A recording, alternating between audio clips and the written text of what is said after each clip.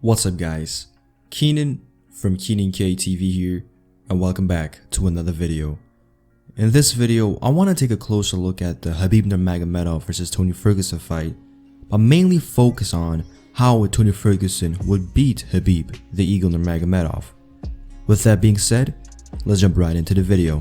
When it comes to Tony Ferguson going up against Khabib Nurmagomedov, it is a completely different fight. Khabib has never really faced anybody quite like Tony Ferguson, and Tony is very unique in his own right. The man has tremendous cardio, along with a great ability to recover very fast, has good height, has good reach on Khabib, and is definitely going to challenge Khabib all around, not only in the stand-up department, but also when it comes to the ground. Now, I'm not saying that he can go in there and stuff all of his takedowns and wrestle Khabib and beat him at his own game. No, Tony, when it comes to it, he is really the only guy that I have seen in the lightweight division that can pull off and fight quite well off of his back. He is the only guy that I can go ahead and say that has very good and effective Brazilian Jiu-Jitsu. In a day and age where Brazilian Jiu-Jitsu has become the norm, we have really yet to see anybody, at least in these days, truly exceed at that art again. And when it comes to it, Tony can really pull off great finishes from the bottom. However, the fight does not start off on the floor, and when it comes to the striking game, I would have to give the advantage to Tony Ferguson. Tony is just all around a way better striker than Khabib. He has the height and he has the reach on him also. So when it comes to that, I do believe that he will be having a lot of success against Khabib.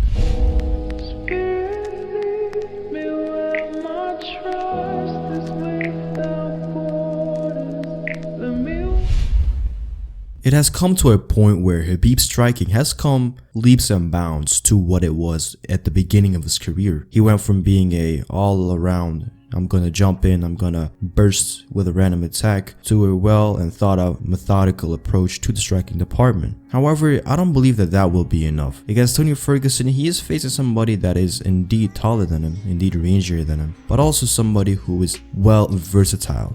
He has always fought people who were good at one specific thing. Barboza, for example, he was good at kicking. Conor McGregor, he was good with his hands. Rafael dos Anjos, he was good at coming forward and putting the pressure on you. But when it comes to Tony Ferguson, Tony is a well-rounded fighter. To his kicking game, to his elbows, to his boxing, to his all-around movement, he is a very well complete fighter. So in that regard, that is already a new dynamic that Khabib has never really faced, in my opinion. You see, Tony Ferguson, aside from having the height, reach, Brazilian Jiu-Jitsu, the things that we know that Tony Ferguson has is the fact that he went through adversity. Whether it be against Barboza, whether it be against Michael Johnson, whether it be against Anthony Pettis, the man has faced adversity and he has overcome it. When it comes to Khabib, Khabib has always been a very dominant fighter. He hasn't really had anybody that went in there and really tested the waters with him and that really took him to the deep ends of the fight game and really made him push through.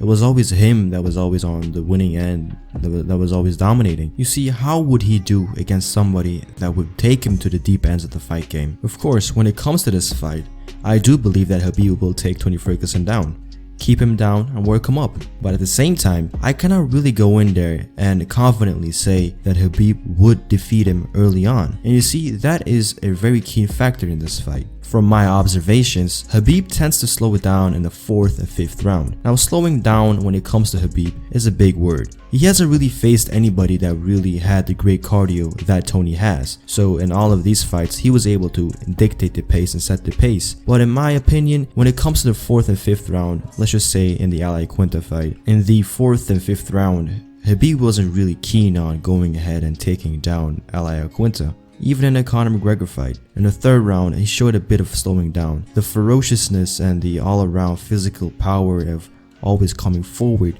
of Khabib seemed to be diminishing. Now, at that point, really, that doesn't say much. Khabib always pulls through and always gets his takedowns, always gets his finishes, always ends up being the more dominant fighter. But in the 4th and 5th round, Tony Ferguson will still be there in my opinion. This fight, I don't believe this fight will go to a finish. I do believe that this fight will go end up in the judge's hands and it will be a decision.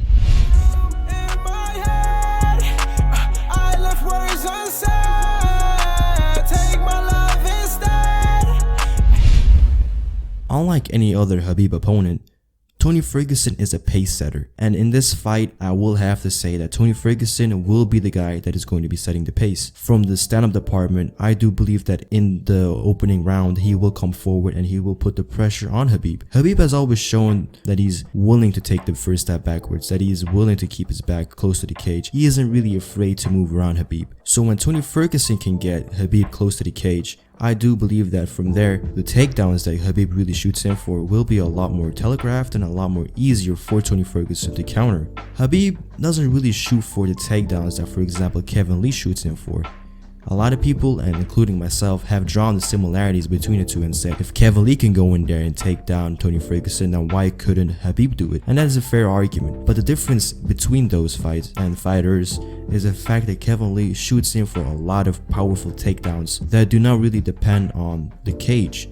A lot of Khabib Nurmagomedov takedowns come from grinding his opponents out from the cage and taking them down from there. Whereas Kevin Lee, he can shoot in for a takedown in the middle of the cage, for example for a single leg or a double leg. Whereas Khabib, he doesn't really do that. So the threat of Khabib's takedowns when you have Khabib up against the cage will be a lot more diminished, and I believe that Tony Ferguson will feel a lot safer in there. Now at the ranges where the fight is in the pocket, Tony Ferguson's elbows, they are very crucial for him. The elbows are, I believe, what would save him from getting clinched up and taken down. I am not saying that he can go in there and use his elbows to avoid every single takedown. However, the importance of the elbows comes down to the fact that he will have Khabib Nurmagomedov's respect. If you can make Khabib Nurmagomedov respect you and actually give a chance to let you breathe and not get smothered by him all the time, that is where you can beat him. For a moment, if you can stop Khabib's aggression of always coming forward, of always trying to get a dominant position over you, that is where you can have your own success. And when Tony Ferguson can get off his own success, he's a very dangerous fighter, as shown in the Anthony Pettis fight, as shown in the Kevin Lee fight.